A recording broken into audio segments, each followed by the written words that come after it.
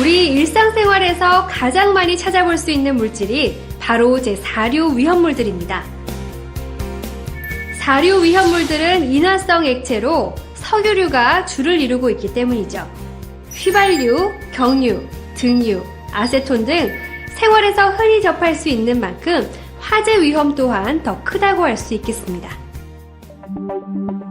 사류 위험물이 더욱 위험한 건 대단히 인화하기 쉽다는 사실 외에 공기보다 무겁고 공기가 약간만 혼합되어 있어도 연소하기 쉬운 유증기 때문입니다. 몇 가지 실험으로 예를 들어볼까요? 자, 이건 주로 여성분들이 매니큐어 지울 때 사용하는 리무버라는 제품이지만 화학약품인 아세톤과 동일한 성분으로 화재 위험성이 있습니다. 자, 화장솜을 아세톤에 적신 후 역하시험기 윗부분에 올려놓겠습니다. 그리고 역하시험기 아랫부분에서 점화원을 가하면 불이 붙는 것을 확인할 수 있습니다. 이것은 아세톤의 유증기가 공기보다 무겁기 때문에 역하시험기 아랫부분으로 점점 내려오다 점화원을 만나는 순간 불이 붙는 실험이 되겠습니다. 자, 그럼 이번에는 유증기가 작은 불씨에도 커다란 위험성을 가지고 있다는 것을 좀 더 큰 역하시험기를 통해서 알아보도록 하겠습니다.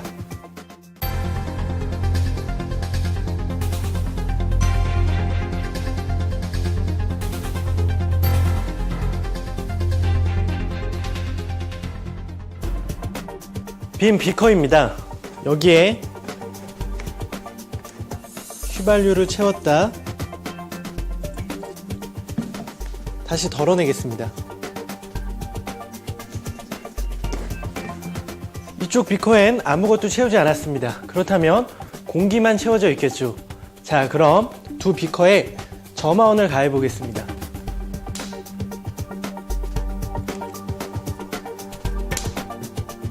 자, 보시는 바와 같이 휘발유의 유증기가 채워진 비커에 불이 붙는 것을 확인할 수 있습니다.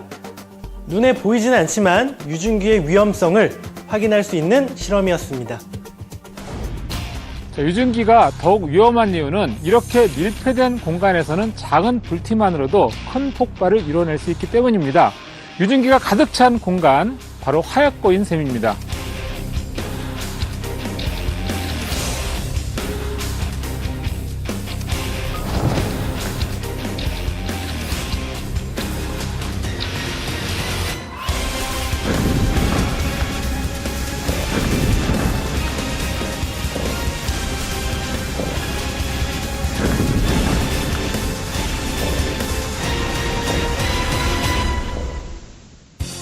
자, 이처럼 사류 위험물은 작은 스파크나 정전기에도 쉽게 폭발할 수가 있습니다. 특히 요즘에는 셀프 주유소를 이용하시는 분이 많은데요. 더욱더 유의하셔야 되겠습니다. 주유 중에는 눈에 보이지 않는 유증기가 안개처럼 새어나와서 정전기 불꽃이 튀게 되면 폭발할 위험성이 있기 때문입니다. 자, 인화점이 낮은 사류 위험물 또한 굉장히 위험합니다. 실험으로 한번 확인해 보도록 하겠습니다. 자, 지금 여기 한쪽은 등유를 준비했고요. 다른 한쪽은 휘발유를 준비했습니다. 자, 유증기에 불을 한번 붙여보도록 하겠습니다. 자, 등유 쪽에 넣습니다. 자, 그리고 이번에는 휘발유 쪽에 성냥불을 넣어보도록 하겠습니다. 자, 등유에는 불이 붙지 않고 휘발유에는 불이 붙었습니다. 등유는 인화점이 50도가 넘어가고 휘발유는 인화점이 마이너스 43도이기 때문입니다. 제4류 위험물들의 화재나 폭발은 다양한 현상으로 나타납니다. 먼저 보일오버 현상에 대해 알아보도록 하죠. 원유나 중진류와 같이 끓는 점이 다른 성분을 가진 유류의 저장 탱크에 화재가 장시간 진행되면 유류 중 가벼운 성분이 먼저 유류 표면층에서 증발하여 연소되고 무거운 성분은 계속 축적되어 상부의 층을 이루게 되는데 이를 연료층이라 합니다. 이 연료층은 화재의 진행과 더불어 점차 탱크 바닥으로 내려가게 되는데 이때 탱크 하부의 수분이 이 뜨거운 연료층의 온도에 의해 수증기로 변하면서 급작스러운 부피 팽창이 이루어지게 되죠. 부피가 팽창되면서 상층의 유류가 불이 붙은 채로 탱크 밖으로 분출하게 됩니다. 이러한 경우를 바로 보일오버 현상이라고 하죠. 이 보일오버는 탱크 화재 시 가장 위험하고 경계해야 할 현상이기도 합니다. 다음 슬로브오버 현상에 대해 알아보도록 하죠. 점성이 큰 중진료와 같은 유류에 화재가 발생하면 유류 표면의 온도는 물이 끓는 온도 100도 이상으로 높아지게 됩니다. 이러한 보온층의 표면에 소화 작업으로 물이 주입되면 물이 급격히 증발하게 되는데요. 이때 그 부피 팽창 또한 급격히 일어나 불이 붙은 유류와 함께 탱크 밖으로 분출되는 현상을 바로 슬로브오버라고 합니다. 이 슬로브오버 현상은 유류 화재 시 물이나 포소와 약재를 방사할 경우 발생할 수 있는 현상입니다. 이제 블레비 현상에 대해 알아볼까요? 휘발유와 같이 인화점이나 비점이 낮은 인화성 액체가 가득 채워져 있지 않은 저장 탱크 주위에 화재가 발생하여 탱크 벽면이 장시간 화염에 노출되면 탱크는 물론 내부 액체의 온도가 상승하게 됩니다.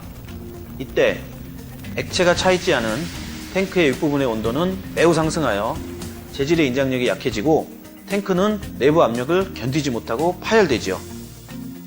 저장 탱크 윗면이 파열되면 탱크 내부의 압력은 급격히 감소되고 이로 인하여 탱크 내부의 액체는 폭발적으로 증가하게 되는데요. 이 폭발적인 증발력에 의해 액체 및 탱크의 조각과 부속품 등이 날아가게 되는데 이러한 현상을 블레비 현상이라고 합니다. 우리가 살펴봐야 할 화재, 폭발 현상이 더 남았습니다. 먼저 액면 화재라고도 불리는 풀파이어 현상부터 알아볼까요? 개방된 용기에 휘발유, 등유, 경유와 같은 사료 오염물이 저장된 상태에서 그 유증기에 불이 붙게 되어 발생하는 화재를 바로 액면 화재, 풀파이어 현상이라 합니다. 이는 화재 초기에 진화하지 않으면 진화가 어려워 보일오버나 슬로브오버 등의 현상으로 발전될 수 있는 가능성이 있습니다. 마지막으로 분출 화재라고도 하는 제트파이어 현상에 대해 살펴보겠습니다. 제트파이어 현상은 사료 위험물을 이송하는 배관이나 저장하는 용기로부터 위험물이 빠른 속도로 누출될 때 점화되어 발생하는 난류 확산형 화재로 이로 인한 복사열로 인해 막대한 피해를 입게 되는 화재 현상이기도 합니다. 지금까지 사료 위험물의 폭발 현상을 살펴봤는데요. 이 사료 위험물들의 화재 특징도 알아두실 필요가 있습니다. 유동성 액체이므로 연소의 확대가 빠르고요. 증발 연소함으로 불티가 나지 않습니다. 또 인화성이므로 풍화의 화재에도 인화되죠. 사료 위험물들은 화기 등에 의해 인화될 위험이 매우 크므로 화기 관리를 철저히 하고 직사광선을 피해 통풍이 잘 되는 곳에 보관해야 합니다. 또한 정전기 발생에 유의하고 정전기를 예방할 수 있는 안전조치를 취해야 한다는 점 또한 다시 한번 유의하시기 바랍니다. 유류가 대부분인 사료 위험물들은 일반적으로 물보다 가볍고 물에 녹지 않는 성질을 가지고 있기 때문에 주수 소화 시 화재면이 물 위에 넓게 퍼지며 확산되는 특성을 가지고 있습니다.